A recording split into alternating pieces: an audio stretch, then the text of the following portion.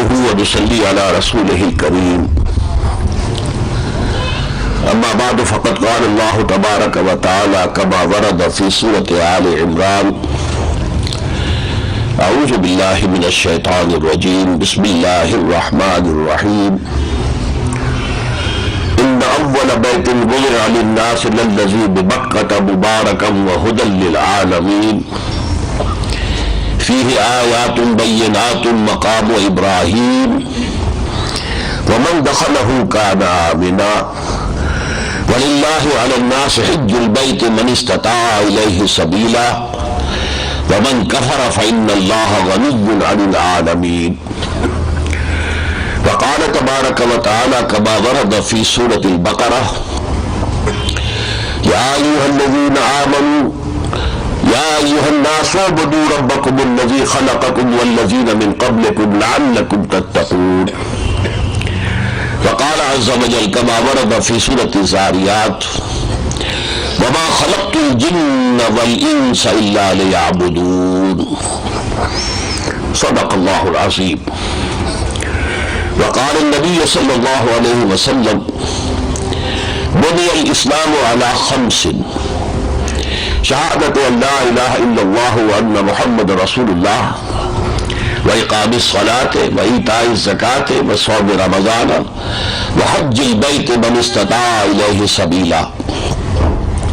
رواه البخاري ومسلم عن عبد الله بن عمر رضي الله تعالى عنهما وعن الحارث الأشعري رضي الله تعالى عنه قال قال رسول الله صلى الله عليه وسلم إني آمركم بخمس الله أمرني بهن بالجماعة والسمع والطاعة والهجرة والجهاد في سبيل الله.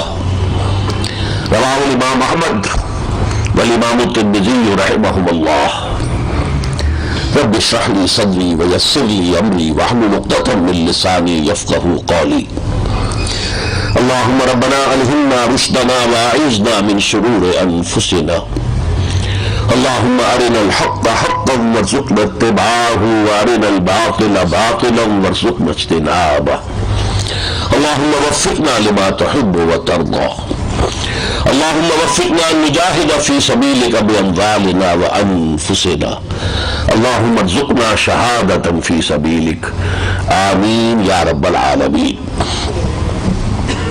معزز حاضرین اور محترم خواتین السلام علیکم ورحمۃ اللہ وبرکاتہ. میرے علم میں یہ بات تو کئی سال سے آ رہی تھی کہ مختلف ادارے جو حضرات حج پر جا رہے ہوتے ہیں ان کے لیے کچھ تربیت کا تعلیم کا بندوبست کرتے ہیں. ان میں کچھ کاروباری ادارے بھی شامل تھے کہ جو پھر ان کے لیے سفر کا اہتمام وغیرہ کرنا اور ٹکٹ اور بکنگ اس میں پھر اپنا کچھ محنتانہ بھی وصول کرتے تھے. لیکن یہ کہ یہ کام بھی کرتے تھے کہ لوگ جو جائیں تو وہ انہیں معلوم ہو کہ وہاں کیا کرنا ہے کس طور سے کرنا ہے. لیکن یہ بات میرے علم میں پہلی مرتبہ آئی ہے کہ حج سے فارغ ہو کر آنے والوں کے لیے ایک لمحہ فکریہ بھی سامنے رکھا جائے کہ اس حج کی غرض و غایت کیا تھی، اور اگر اللہ نے یہ حج قبول کر لیا ہو، میں بڑے اگر کے ساتھ کہہ رہا ہوں یہ، تو پھر یہ کہ اب اس کے تقاضے کیا ہوں گے کہ جنہیں ہم اپنی زندگی میں پورا کریں. اس ضمن میں سب سے پہلی بات جو میں عرض کروں گا وہ یہ ہے کہ اصل میں تو جو فیصلہ کن مرحلہ ہوتا ہے وہ حج کے لیے روانگی کا وقت ہے. یہ وہ موقع ہوتا ہے کہ انسان اپنی زندگی کا پوری طرح جائزہ لے. میری زندگی میں کہیں کسی حرام کی آلائش تو نہیں، میری کمائی میں، میری معاشرت میں اللہ کے احکام کی کوئی خلاف ورزی تو نہیں ہے.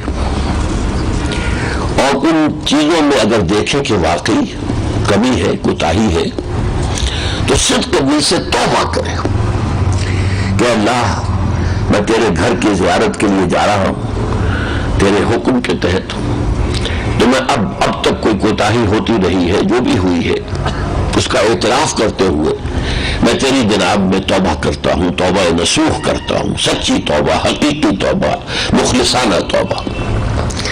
یہ گویا کہ حج کے لیے روانگی سے پہلے کرنے کا ایک اہم کام ہوتا ہے۔ یہ کام شعوری طور پر کیا جائے، اور مجھے امید ہے کہ آپ حضرات نے ایسا کیا ہوگا، اس لیے کہ یہ حج ایک ایسی عظیم عبادت ہے، جتنی عبادات ہمارے دین میں فرض کی گئی ہیں ان میں سب سے جامع ہے۔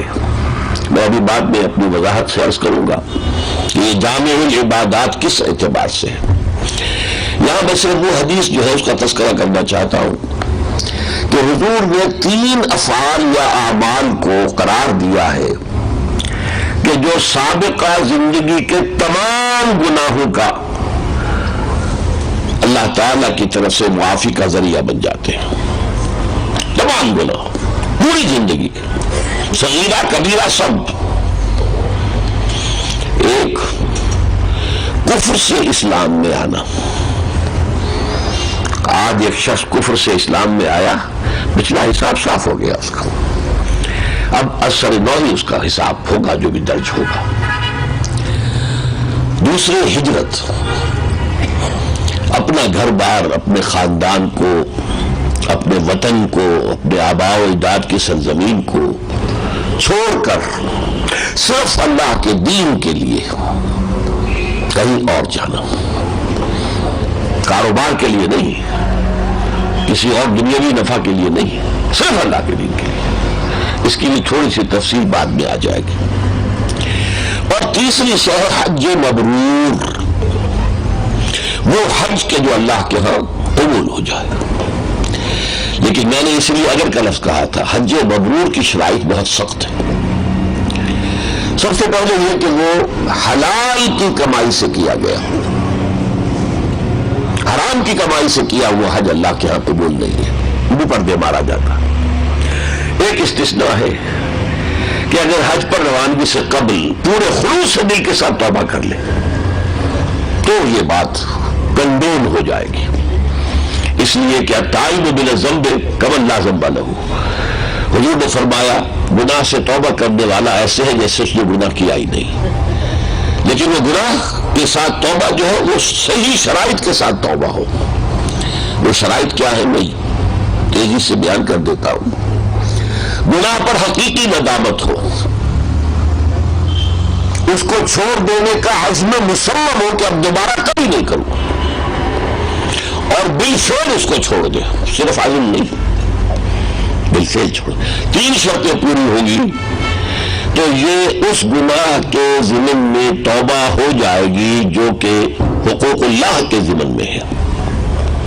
نماز رہ گئی، روزہ نہیں رکھا، وغیرہ وغیرہ، اللہ کے حقوق ہیں، اس میں یہ 3 چیزیں کافی ہیں۔ ایک، حقیقی پشیمانی، نمبر 2 مصمم ارادہ کہ دوبارہ یہ کام نہیں ہوگا، اور نمبر 3 بالفعل ترک کر دینا۔ حقوق العباد کے بارے میں ان 3 کے علاوہ ایک 4تھی شرط بھی ہے، جس کا حق مارا ہے اس کا حق ادا کرو یا اس سے معافی حاصل کرو، اس کے بغیر اللہ معاف نہیں فرمائے گا۔ وہ اپنے حقوق کے ضمن میں بہت سخی ہے، بہت معاف کرنے والا ہے، لیکن حقوق العباد کو معاف کرنے والا نہیں ہے، اس کا اختیار اسی بندے کو ہے۔ چنانچہ ایک حدیث جو ہے جو لرزا دینے والی ہے کہ حضور نے ایک مرتبہ صحابہ سے پوچھا اتدرون من المفلس، کیا آپ لوگ جانتے ہیں مفلس کون ہوتا ہے؟ صحابہ نے جواب دیا المفلس عندنا من لا درہم لہ ولا دینار، حضور ہمارے نزدیک مفلس وہی ہوتا ہے جس کے پاس دینار نہ ہو درہم نہ ہو۔ آپ نے فرمایا نہیں، میری امت کا مفلس وہ ہوگا جو قیامت کے دن حاضر ہوگا تو نمازیں بہت پڑھی ہوگی اور روزے رکھے ہوں گے، حج کیے ہوں گے، لیکن کسی کا مال ہڑپ کر لیا ہوگا، کسی پر تہمت لگا دی ہوگی، کسی کی عزت کو بٹا پہنچایا لگایا ہوگا، تو وہ دعوے دار سب جمع ہو جائیں گے، اے اللہ اس نے میرا یہ حق مارا، بہن آ جائے گی، اس بھائی نے وراثت میں میرا حصہ مجھے نہیں دیا. اللہ تعالیٰ اب وہاں کیا ہے؟ کوئی کرنسی نہیں. اللہ فرمائے اچھا بھائی اس کی نمازیں تم لے جاؤ. دوسرے سے کہا جائے گا اس کے روزے تم لے جاؤ، اس کے عمرے اور حج تم لے جاؤ. اس کے اپنے اعمال ختم ہو جائیں گے، دعوے دار ابھی باقی ہوں گے. اب ان دعوے داروں کے گناہ اس کے پلڑے میں پڑیں گے. اس کے فلاں گناہ کو اس کے پلڑے میں ڈال دو، اس کی طرف سے وہ جو ہے صاف ہو گیا. یہاں تک کہ وہ شخص دوسروں کے گناہوں کے بوجھ تلے دب کر جہنم میں جھونک دیا جائے گا. یہ ہے مفلس. تو حقوق العباد کے ضمن میں چوتھی شرط ہے. تو صحیح اگر توبہ کر لی جائے جاتے ہوئے تو چاہے اس سے پہلے انسان کی کمائی میں حرام کی آمیزش رہی ہو، اللہ تعالیٰ بخشنے والا ہے. لیکن اگر توبہ بھی نہیں کی، بس ایک روٹین میں جا رہے، حج ہے ایک روٹین ہے، جا رہے ہیں بس، تو پھر اس کا مطلب یہ ہے کہ وہ حج قبول نہیں ہوگا. اسی طرح فلا رفث ولا فسوق ولا جدال فی الحج. حج میں اگر کسی عورت کو شہوت بھری نگاہ سے دیکھا ہے تب بھی آپ کا حج باطل ہو جائے گا. فلا رفث ولا فسوق ولا جدال فی الحج. اور وہاں اس کے بڑے بڑے امتحان ہوتے ہیں. ظاہر بات ہے کہ ہجوم ہوتا ہے، عورتیں بھی ہوتی ہیں، ہر عمر کی، ہر شکل و صورت کی. اور احرام کے بارے میں عام خیال یہی ہے کہ عورت کو چہرہ نہیں چھپانا چاہیے. اس حوالے سے کھلے چہرے کے ساتھ خواتین سامنے آتی. اسی طرح لڑائی جھگڑا، فلا رفث ولا فسوق ولا جدال فی الحج. سفر میں جھگڑے ہوتے ہیں. آپ نے ایک ٹیکسی کی ہے، اب ظاہر بات ہے کہ جو دروازے کے ساتھ والی سیٹ ہے وہ کمفرٹیبل ہے، درمیان میں جو ہے وہ تو ایسے بیٹھتا ہے جیسے کہ اونٹ کے کوہان پر بیٹھا ہوا ہو، لیکن باہر کسی ایک کو تو بیٹھنا ہے. آپ جھگڑیں گے اس پر، ہوتا ہے. بہرحال اگر ان تمام چیزوں سے پاک حج کیا گیا ہو تو یہ بھی ان تین کاموں میں سے ہے جس سے انسان کی گزشتہ زندگی کا پورا حساب صاف ہو جاتا. اب میں مستقبل کی بات، اب کرنا کیا ہے. ایک اور بات بھی میں تمہید عرض کر دوں. ہمارے معاشرے میں اس وقت کچھ چیزوں کا رواج بہت ہو گیا ہے، اگر تو عروج سے خالی ہے اکثر و بیشتر. عمرہ بعض حضرات ہر رمضان میں عمرہ کر رہے ہیں، بعض لوگ ہر سال حج کر رہے ہیں. پھر فخر سے کہتے ہیں میری تو سیٹ مقرر ہے پہلی صف میں امام صاحب کے پیچھے، وہاں کے شرطوں کو رشوت دی ہوئی اور وہاں اپنی جو ہے جگہ معین کی ہوئی. یہ چیزیں جو ہے دین کی روح کے بالکل منافی ہے. ہمیں دین جو ہے وہ دیکھنا ہے محمد رسول اللہ صلی اللہ علیہ وسلم کی طرف. بمصطفیٰ برساخی شراک دی ہماروست اگر بہون رسیدی تمام بولا بیست. اللہ تعالیٰ نے انسان پر جو اصل فرائض عائد کیے ہیں وہ میں ابھی آج آپ کو سناؤں گا اور بتاؤں گا. ان کی طرف تو توجہ ہے نہیں. عمرے کر رہے ہیں ہر سال، رمضان کا عمرہ ہر سال، حج کر رہے ہیں، بار بار کر رہے ہیں. ذرا غور کیجئے حضور نے زندگی میں کتنے حج کیے.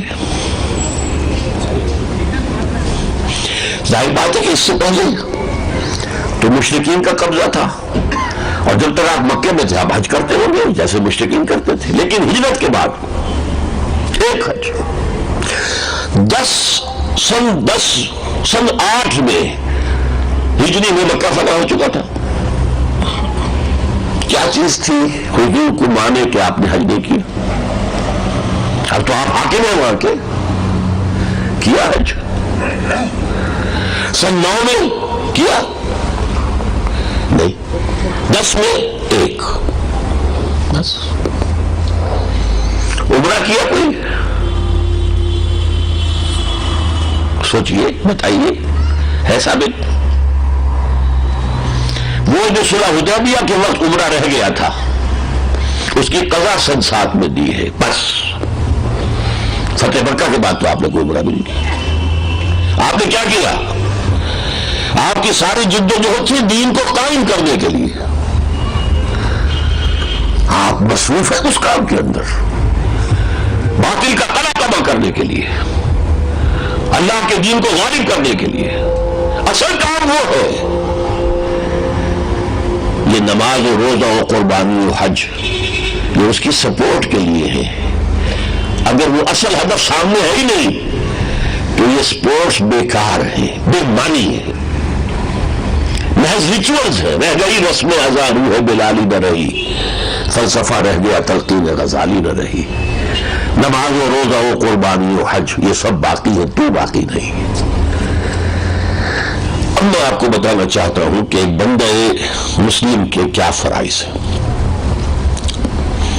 اگر آج تک اس کا کسی وجہ سے ایک جامع تصور اور فہم آپ کے سامنے نہیں آیا اور اسی لیے ادھر توجہ نہیں ہو سکی تو کوئی بات نہیں۔ اگر آج جو کچھ میں عرض کروں، اگر دل گواہی دے کہ ہاں حق ہے، بات صحیح ہے، تو پھر عزم مصمم آج ہی کریں کہ اس پر اب پورا اترنے کی کوشش کرنی۔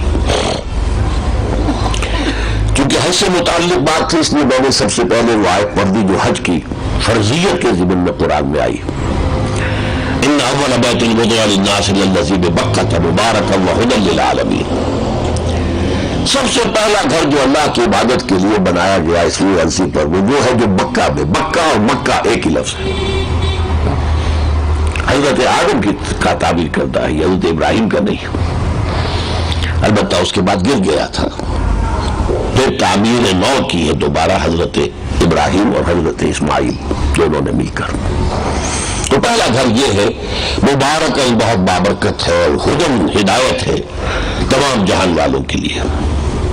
اس میں بڑی روشن آیات ہیں، ہماری نشانیاں ہیں، مقام ابراہیم ہے، ومن دخلہ کان آمنا، اور جو اس میں داخل ہو جائے وہ امن میں ہوتا ہے۔ یہ عرب جاہلیت کے اندر بھی تھا کہ اگر کسی شخص کے باپ کو کسی نے قتل کر دیا ہے اور وہ سال سے تلاش کرتا پھر رہا ہے قاتل کو کہ کہیں مجھے ملے اور میں اس کے گردن سے اس کی گردن اڑا دوں، انتقام لے لوں، اگر اسے حرم میں نظر آ جائے گا تو وہ کچھ نہیں کہے گا اسے۔ یہ ان کے خون میں تھا، حرم کی عزت اور حرم کی عظمت اور حرم کا احترام۔ من دخلہ کان آمنا، جو اس میں داخل ہو گیا اس کو امن مل گیا۔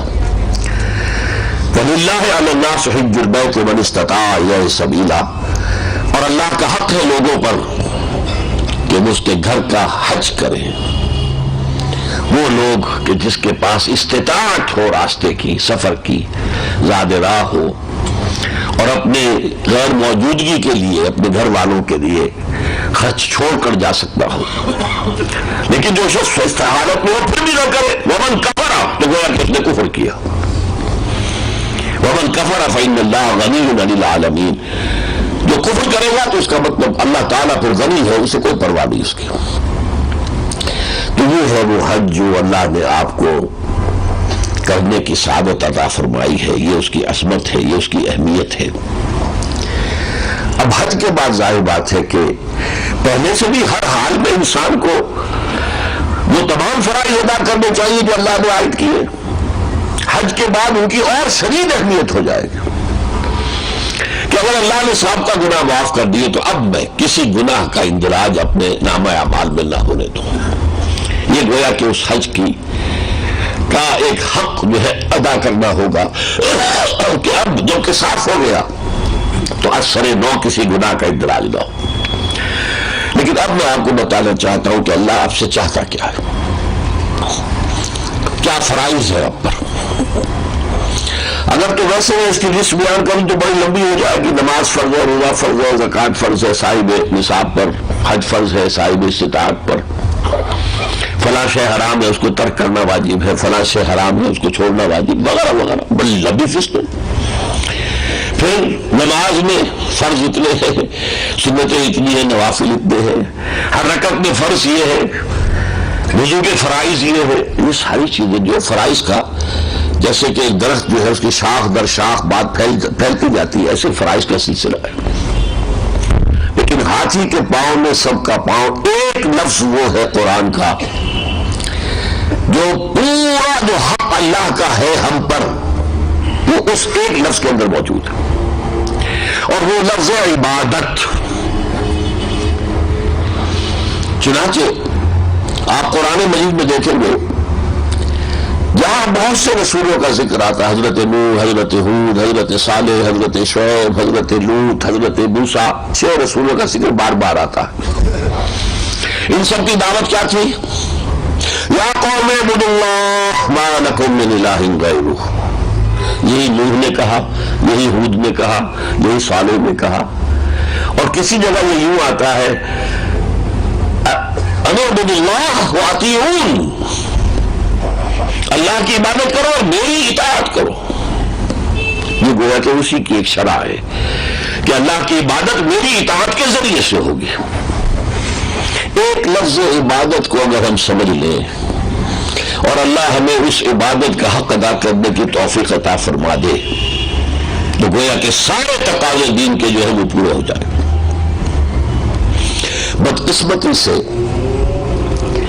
ہمارا ایک زوال ہے بہت لمبا، کئی صدیوں کا زوال زوال زوال، گرتے چلے گئے گرتے چلے گئے گرتے چلے گئے. یہ تو زوال کی انتہا تھی کہ یورپی اقوام نے ہم پر قبضہ کیا. کولونیلزم کا جو دور تھا گزرا ہے، ہم پر انگریز حکمران ہو گئے، کہیں فرانسیسی ہو گئے، کہیں اطالوی ہو گئے، کہیں ہسپانوی ہو گئے، کہیں ولندیزی ہو گئے، کہیں کوئی اور ہو گئے. یہ تو زوال کی انتہا تھی، مگر زوال تو اس سے پہلے چلا آ رہا تھا. اس زوال میں ہمارے تصورات بہت بدل گئے. عبادت کا مفہوم ہم نے سمجھا ہے نماز، روزہ، حج، زکوٰۃ، بس. یہ تصور عبادت کا 2 لفظ میں بیان کر رہا ہوں علی وجہ البصیرت، شعور طور پر. لمیٹڈ بھی ہے، پرورٹڈ بھی ہے، محدود بھی ہے، بخش شدہ بھی ہے. عبادت کہتے کسے؟ جس کی دعوت تمام انبیاء نے دی اور جس کی پھر حضور نے بھی دعوت. قرآن مجید میں سورہ بقرہ کے 30ویں رکوع میں جب بات شروع ہوئی، یا ایھا الناس اعبدوا ربکم الذی خلقکم والذین من قبلکم لعلکم تتقون. اے لوگوں، عبادت کرو اپنے اس رب کی جس نے تمہیں پیدا کیا اور تم سے پہلوں کو بھی پیدا کیا تاکہ تم بچ سکو. یہ تم سے پہلوں کا ذکر کیوں کیا کہ اکثر و بیشتر جب نبی آتے تھے، رسول آتے تھے اور اپنی قوم سے کہتے تھے کہ شرک چھوڑو اور خدا واحد کی عبادت کرو، تو انہیں جواب دیا جاتا تھا کہ ما ارسلنا علیہ آباءنا، جی جناب ہم تو اپنے آباء و اجداد کے طور طریقوں پر چلیں گے جو ہم نے پایا ہے انہیں کرتے ہوئے. تو یہاں فرمایا کہ وہ بھی تو مخلوق تھے جیسے تم مخلوق ہو، جیسے تم غلطی کر سکتے ہو وہ بھی کر سکتے تھے. لہذا آباء و اجداد کی تقلید نہیں کرنی، حق کی کرنی ہے جو سچی بات ہے اور درست بات ہے. تو یا ایھا الناس اعبدوا ربکم الذی خلقکم والذین من قبلکم لعلکم تتقون. تقویٰ کے کیا معنی ہے؟ بچنا. وقار یقین کے معنی ہے کسی کو بچانا. بڑا آسان آپ کو یاد ہوگا، حاجی حضرات خاص طور پر جو دعا آپ نے رکن یمانی اور حجر اسود کے درمیان مانگی ہوگی ہر دفعہ، ربنا آتنا فی الدنیا حسنۃ وفی الآخرۃ حسنۃ وقنا عذاب النار. ہمیں بچا لے آگ کے عذاب سے، جہنم کے عذاب سے. تو وقار یقین کے معنی کسی کو بچانا. اتقاء کے معنی خود بچنا. بچو کس بات سے؟ جہنم کی آگ سے اپنے آپ کو بچاؤ. اگر تم اللہ کی عبادت کرو گے تو جہنم کی آگ سے بچ جاؤ. یہ تقویٰ. ایک میں نے آیت آپ کو اور سنائی سورہ زاریات کی، وما خلقت الجن والانس الا ليعبدون. میں نے جنوں اور انسانوں کو صرف اس لیے پیدا کیا کہ میری عبادت کریں. نہیں پیدا کیا ہے میں نے جنوں اور انسانوں کو مگر اس لیے کہ میری عبادت کریں. اب یہاں بھی لمبا فکریہ ہے کہ آپ 24 گھنٹے نماز پڑھتے ہیں، کیا آپ 12 مہینے روزے رکھتے ہیں؟ تو اگر کہ عبادت کے معنی ہے نماز، روزہ، حج، زکوٰۃ، تو پھر تو یہ کہنا کہ صرف اس کام کے لیے ہم نے پیدا کیا، یہ تو بات صحیح نہیں بنتی. اب سمجھیے میں نے نفی کی بات آپ کے سامنے رکھ دی کہ محض ان عبادات کو عبادت یہ ہے، نماز عبادت ہے، روزہ عبادت ہے، زکوٰۃ عبادت ہے، حج عبادت ہے، لیکن یہ عبادات ہے وہ عبادت جو بڑی ہے، جس کا کہ حکم دیا گیا ہے وہ کچھ اور ہے۔ وہ کیا ہے؟ یہ لفظ بنا ہے عبد سے، عبد کے معنی غلام، اور غلام وہ جو پچھلے زمانے میں ہوتے تھے جب قرآن نازل ہو رہا تھا۔ آج تو کوئی غلامی کا تصور دنیا میں ہے ہی نہیں۔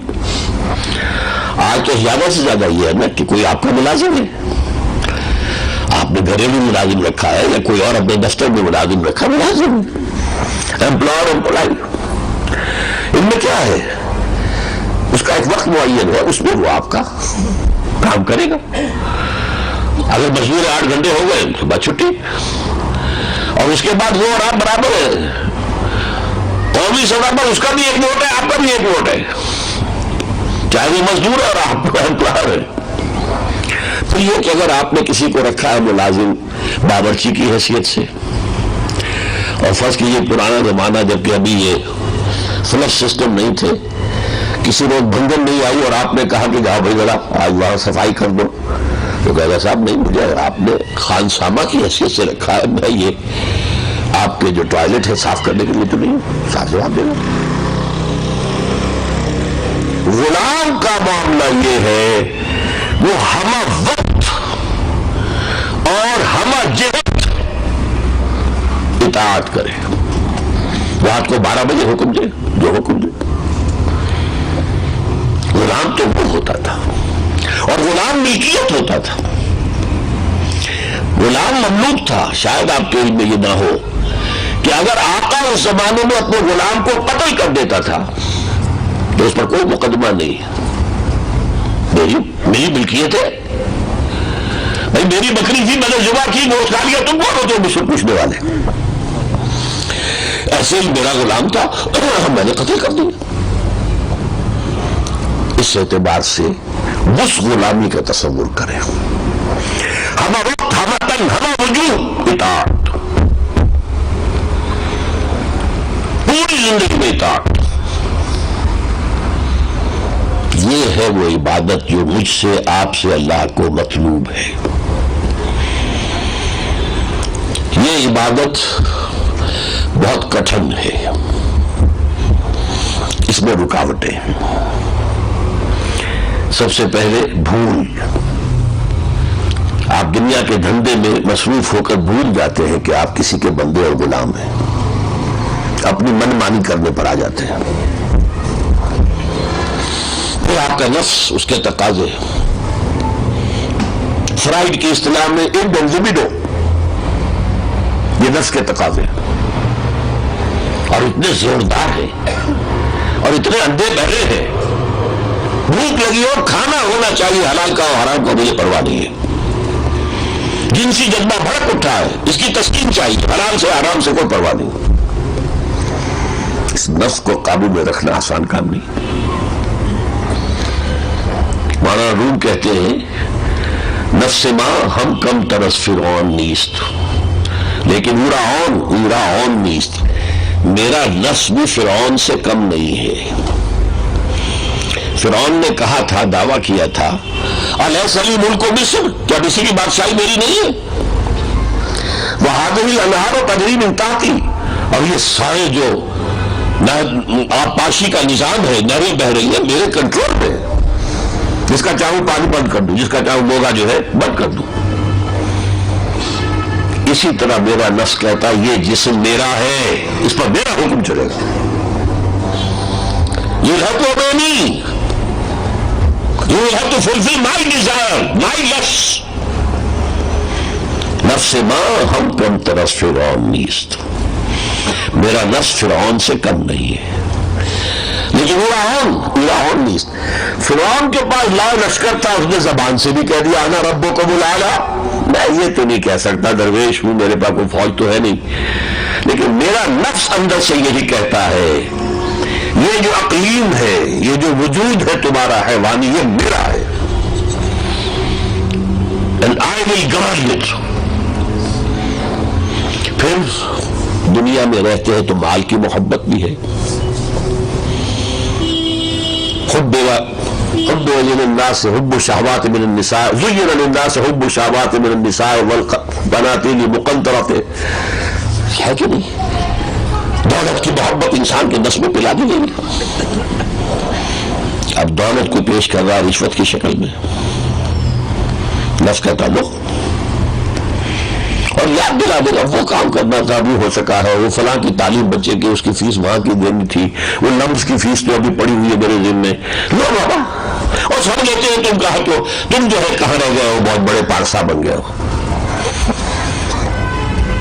اس کو روکنا نفس کو آسان کام ہے۔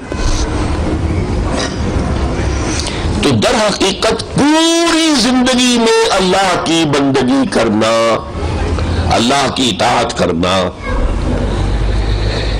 اس کے راستے میں جو رکاوٹیں ہیں ان کو دور کرنے کے لیے عبادات دی ہے۔ نماز کس لیے دی؟ اقم الصلاۃ لذکری، 5 مرتبہ اپنے معمولات میں سے نکل کر مجھے یاد کرو اور میرے ساتھ اپنا عہد تازہ کرو۔ ایاک نعبد و ایاک نستعین، پروردگار تیری ہی بندگی کرتے ہیں اور کریں گے، اور تجھ ہی سے مدد مانگتے ہیں اور مانگیں گے۔ 5 times a day، start your day with this prayer۔ پھر دوپہر میں، پھر شام کا وقت، جب پرانے زمانے میں منڈیاں بند ہونی شروع ہو جاتی تھی اور لوگ اپنے گھروں کی طرف رجوع کرتے تھے اور بہت حسل بسل کا وقت ہوتا تھا، پھر عصر کی نماز، اور اسے سب سے اہم قرار دیا صلاۃ الوسطیٰ، حافظوا الصلاۃ والصلوات والصلاۃ الوسطیٰ، پھر عشاء کو، مغرب کو، پھر عشاء کو نماز۔ اقم الصلاۃ لذکر، یاد کرتے رہو، تم خود مختار نہیں ہو، تم بندے ہو کسی کے، تمہیں کسی کی اطاعت کرنی ہے، اس کے حالات پر قناعت کرنی ہے، اس کے حرام میں منہ نہیں مارنا ہے۔ 5 مرتبہ سبق دہراؤ، 5 مرتبہ۔ حفیظ جانندری کا ایک بڑا پیارا شعر ہے، سرکشی میں کر دیے دھندلے نقوش بندگی، ماتھے کے اوپر جو بندگی کے نشان ہوتے ہیں، سرکشی، نفس کی سرکشی کی وجہ سے دھندلے پڑ گئے ہیں، آؤ سجدے میں گریں، لوح جبی تازہ کریں۔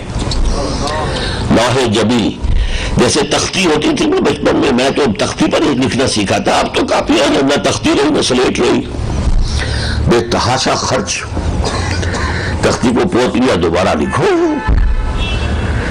سلیٹ تو صاف کیا پھر اس کو استعمال کرو، کاپیاں ہیں، تباہی ہوتی ہے۔ بہرحال تو اس تختی پر سے جو نقش تھا وہ بدھم پڑ گیا ہے، سجدے میں گرو، اپنی زمین کو رٹو تاکہ وہ نقش تازہ ہو جائے، نمایاں ہو جائے۔ یہ ہے نماز۔ روزہ کس لیے؟ تمہارا انڈیا لبیڈو، اس کو اپنے کنٹرول میں لاؤ۔ بھوک اور پیاس، اس وقت تو خیر روزے بڑے آرام کے آ رہے ہیں نا، اب کچھ دیر زیادہ دودھ نہیں ہے، مئی کے بھی آئیں گے، جون کے بھی آئیں گے، حلق میں کانٹے پڑے ہوئے ہیں، اور آئے ہیں آپ دفتر سے یا کوئی طالب علم آیا ہے کالج سے، ایگزاسٹڈ، ڈی ہائیڈریشن کی وجہ سے جس حال ہو جاتا ہے اس موسم میں، گھر میں داخل ہوتا ہے، فریج موجود ہے، مشروب موجود ہے، نہیں پی سکتے، اللہ کا حکم نہیں۔ یہ 1 مہینے کی ریگرس ٹریننگ ہے، تم 1 مہینے حلال چیز نہیں پی رہے اور کھا رہے تو 11 مہینے حرام سے تو بچو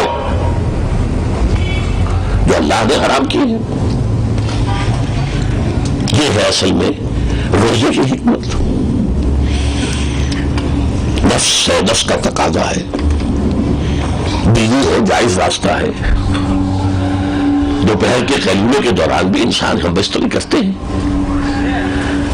اسی لیے 3 اوقات لکم قرآن مجید میں سورہ نور میں آیا ہے، 3 اوقات ہیں 24 گھنٹے میں کہ جو خاص طور پر جن کو پوشیدہ کاموں کا معاملہ جو ہے قرار دیا گیا ہے، بعد صلاۃ العشاء قبل صلاۃ الفجر وعند الظہیرہ، ظہر کے وقت بیوی ہے، سب کچھ ہے، لیکن نہیں، اجازت نہیں۔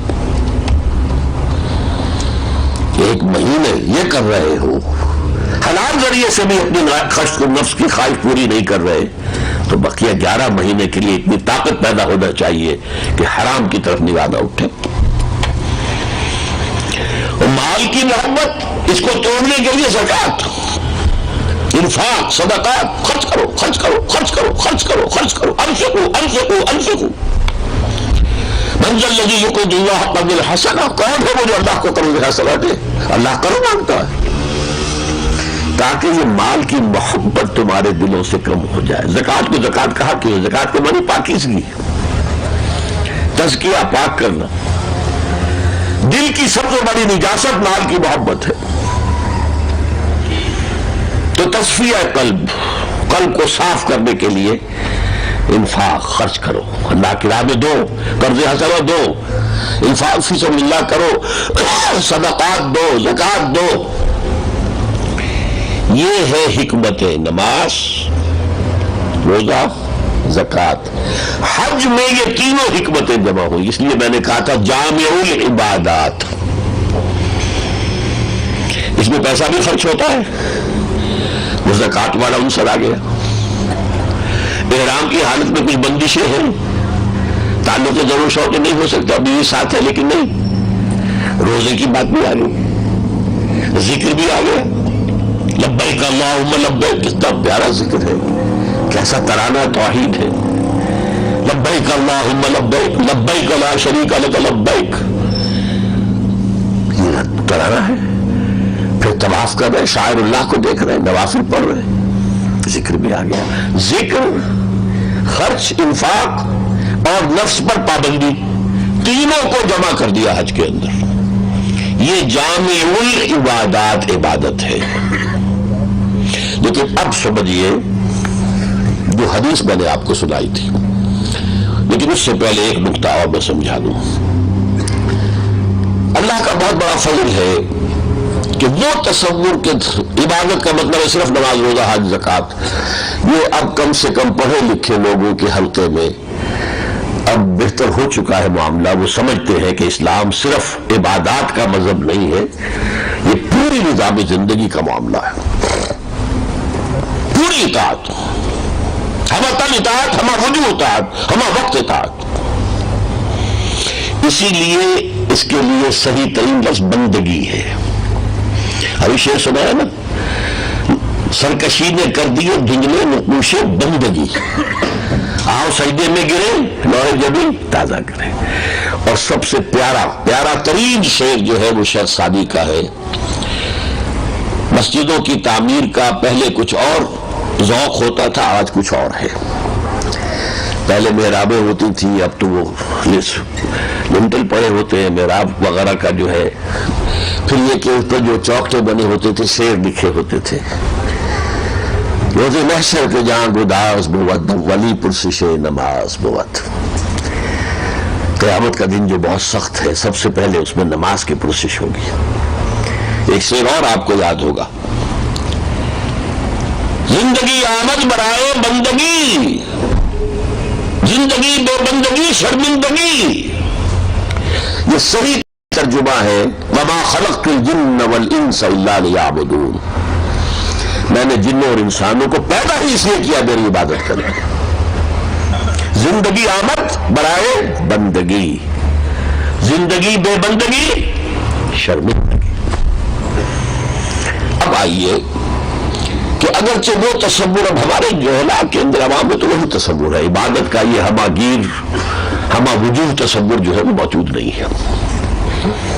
لیکن مڈل کلاس میں، پڑھے لکھے لوگوں میں جن کا کچھ مذہبی ذوق ہے، مذہبی شعور ہے، ایسے بھی ہیں جن کو نہ نماز سے غرض ہے نہ روزے سے غرض ہے، وہ ان کی بات میں نہیں کر رہا. جن کا کچھ مذہبی ذوق ہے وہ اب سمجھتے ہیں کہ ہمارا دین پوری زندگی کا دین ہے اور اللہ پوری زندگی میں اطاعت مانگتا ہے.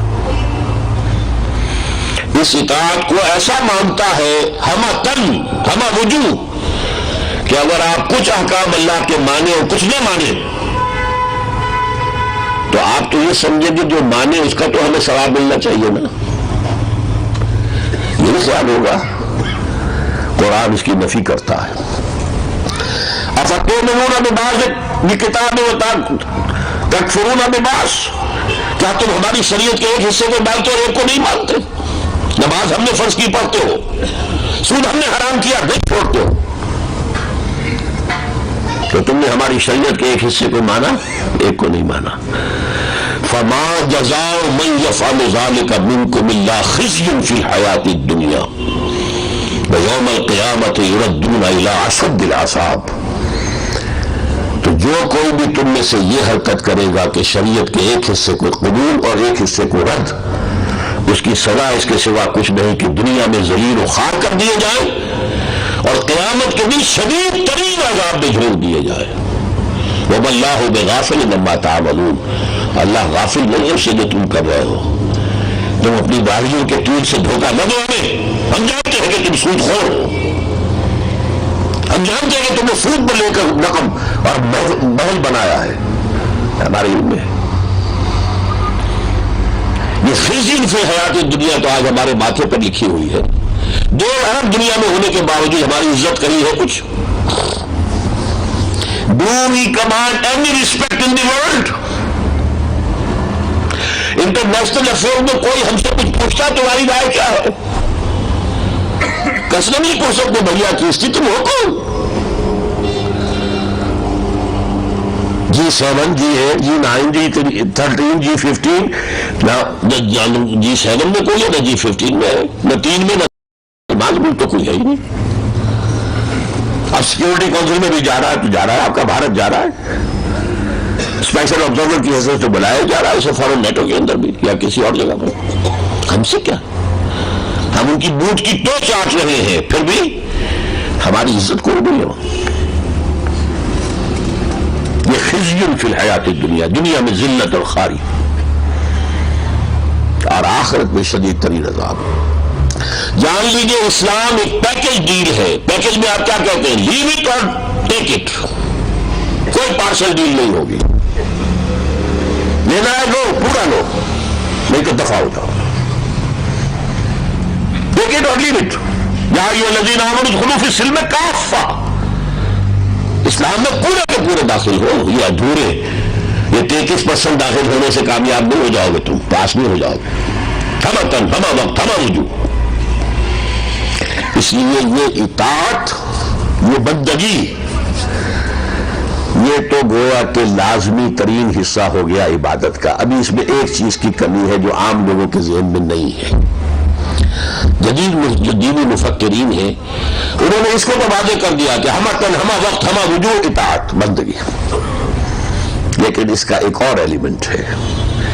محض اطاعت کو عبادت نہیں کہیں گے جب تک کہ وہ اطاعت محبت کے جذبے کے تحت نہ ہو۔ اطاعت تو ہم انگریز کی کر رہے تھے لیکن ہم عبادت نہیں کرتے تھے اس کی، نوٹ کر رہے ہیں، اطاعت تو کرنی پڑ رہی تھی، مجبوری تھی۔ اگرچہ محض عبادت اور غلامی، محض اطاعت اور غلامی پر بھی قرآن میں عبادت کا اصطلاح استعمال ہوئی ہے۔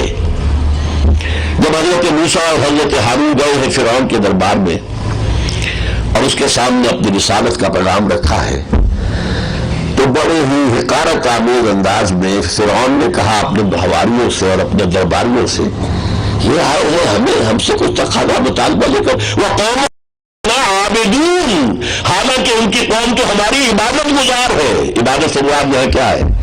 اطاعت۔ ظاہر بات ہے کہ بنی اسرائیل فرعون کی عبادت نہیں کرتے تھے، وہ واحد تھے، اللہ کی عبادت کرتے تھے، غلام تھے، تو اس نے لفظ عبادت استعمال کیا۔ قومنا عابدون، یہ تو عابد ہے، ہمارے غلام ہے۔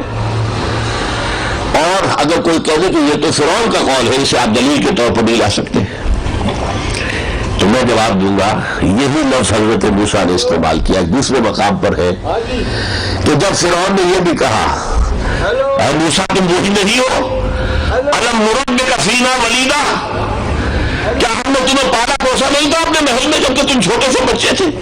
دریائے نیل میں سے تمہیں نکال کر ہم نے پالا پوسا،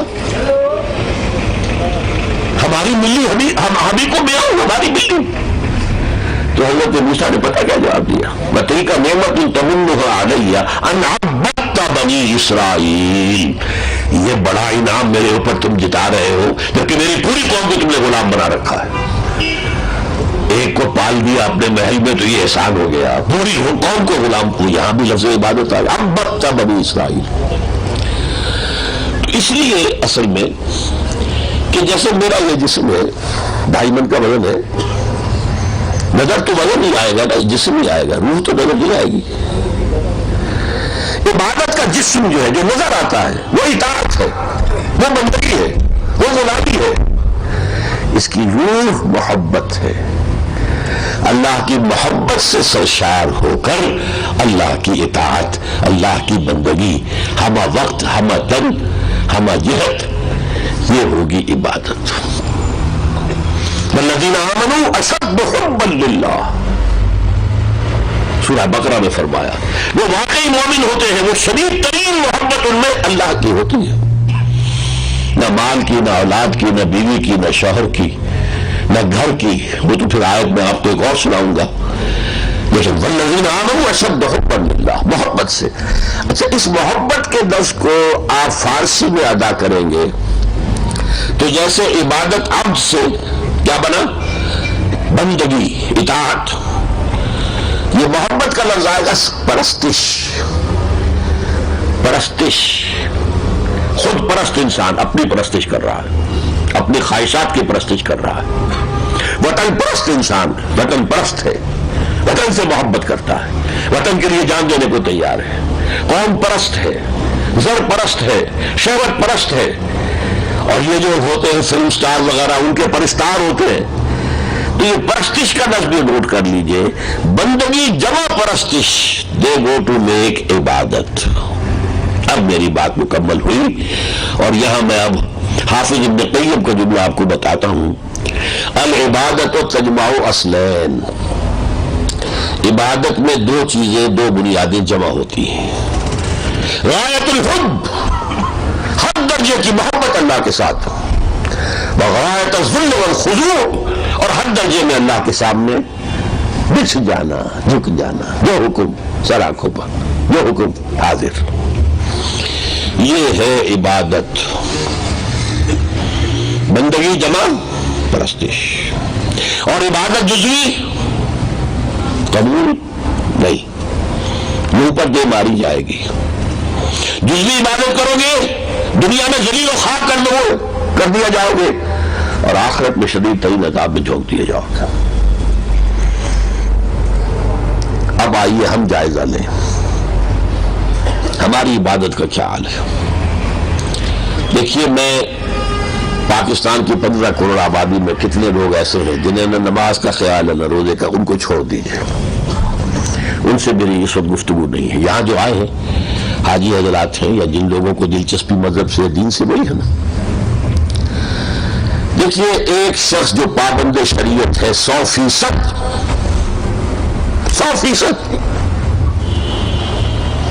جہاں تک اس کے لیے ممکن ہے کہ وہ اس ماحول میں رہتے ہوئے اللہ کی اطاعت کرے، وہ کر رہا ہے۔ کچھ حصہ وہ نہیں کر سکتا، جب تک قانون نہ بدلے، نظام نہ بدلے، آپ چوروں کا ہاتھ نہیں کاٹ سکتے، کاٹ سکتے؟ اللہ کا حکم ہے یا نہیں کاٹ رہے تو نافرمانی ہے کہ نہیں؟ زنا پر 100 کوڑے، وہ بھی غیر شادی شدہ، اور حکم ہے وَلْيَشْهَدْ عَذَابَهُمَا طَائِفَةٌ مِّنَ الْمُؤْمِنِينَ، سرے عام کوڑے لگائے جائیں کہ لوگ کھڑے ہو کر دیکھیں کیا کوڑے لگ رہے ہیں اس شخص کو، کر رہے ہیں مغل، گناہگار ہے یا نہیں؟ سود فرمایا باز نہیں آتے سود سے، فَاعْلَمُوا بِحَرْبٍ مِّنَ اللَّهِ وَرَسُولِهِ، اللہ اور اس کے رسول کی طرف سے اعلان جنگ ہے۔ ہماری پوری معیشت میں تانے بانے کی طرح سود ہے کہ نہیں؟ جیسے کپڑا بنتے ہیں تانا بانا، پورا تانا بانا سود پر ہے۔ تو ہماری بندگی مکمل ہے یا نامکمل ہے؟ ذلیل کیوں ہو رہا ہے آج دنیا میں؟ اس لیے تو ہو رہے ہیں۔ آج کیوں ذلیل؟ کہ کل تک نہ تھی پسند گستاخی فرشتہ ہماری جناب میں، اور رحمتیں ہیں تیری اغیار کے کاشانوں پر، اور برکرتی ہو تو بیچارے مسلمانوں پر۔ کیوں ہے؟ کبھی سوچا آپ نے کیا اللہ کو کفر پسند ہے؟ یہ عیسائی تثلیث کے قائل، تین خدا دنیا میں چھائے ہوئے ہیں. یہ ہمارا پڑوسی ہندوستان بدترین مشرک، ہم سے کم 100 ہاتھ آگے ہیں. کیا وجہ ہے؟ کیا اللہ کو کفر پسند ہے؟ ہم کم سے کم نام لیوا تو ہیں، ہم کم سے کم کلمہ گو تو ہیں، ہمارے کچھ لوگ نماز تو پڑھتے ہیں، کافی پڑھتے ہیں. پوری دنیا میں تعداد لیں گے تو کروڑوں میں تو ہو جائے گی نا. ہمارے 20 30 لاکھ آدمی حج بھی کرتے ہیں. اس سب کے باوجود رحمتیں ہیں تیری اغیار کے کاشانوں پر اور برف گرتی ہے کہ بیچارے مسلمانوں. کیوں؟ Is it not a pertinent question؟ کیا اللہ کو مسلمانوں سے دشمنی ہے؟ وجہ کیا ہے؟ اللہ کو یہ ڈیل پسند نہیں ہے کہ میرے کچھ احکام مانو اور کچھ نہ مانو. بدترین ہے ہماری نگاہوں میں وہ لوگ پورے دین کے حصے بکھرے کر دے، اس پہ ہم چلیں گے، اس پہ نہیں چلیں گے. تو آج اپنا جائزہ لیں گے ہم. تو جو لوگ بظاہر پوری شریعت پر، انہوں نے بینک کو اکاؤنٹ میں رکھا ہے تو صرف کرنٹ میں رکھا ہے، کوئی اوور ڈرافٹ نہیں لیتے، اپنا بزنس بینک سے بالکل پاک رکھا ہوا، وہ بھی فرمایا حضور نے زمانہ آئے گا کہ کوئی شخص سود نہیں کھائے گا تب بھی سود کا غبار یا دھواں اس کے اندر ضرور جائے گا. میرے اور آپ کے اندر جا رہا ہے. اگر ہوا میں 10 سسپینشن ہو جائے، کین یو اسٹاپ بریدنگ؟ سانس لینا بند کر دیں گے تو مر جائیں گے. ڈسٹ جائے گی کہ نہیں جائے گی؟ کہاں جائے گی؟ آپ کے پھیپھڑوں میں جائے گی. دھواں بھر گیا ہے کہ آپ سانس لینا بند کر دیں گے؟ دھواں جائے. آج آپ کی پوری فضا میں سود ہے اور وہ سود آپ کے اور میرے اندر جا رہا ہے. اور زیادہ وضاحت چاہیے. گندم کے ہر دانے میں سود ہے. اس کے لیے بیج خریدا گیا سودی قرضے پر، اس کے لیے فرٹیلائزر لیے گئے سودی قرضے پر، اس کے لیے پیسٹیسائڈ لیے گئے سودی قرضے پر، ٹریکٹر لیا گیا سودی قرضے پر. سود سود سود سود در سود، ہر دانے میں سود ہے. اس ماحول میں آپ رہ رہے ہیں.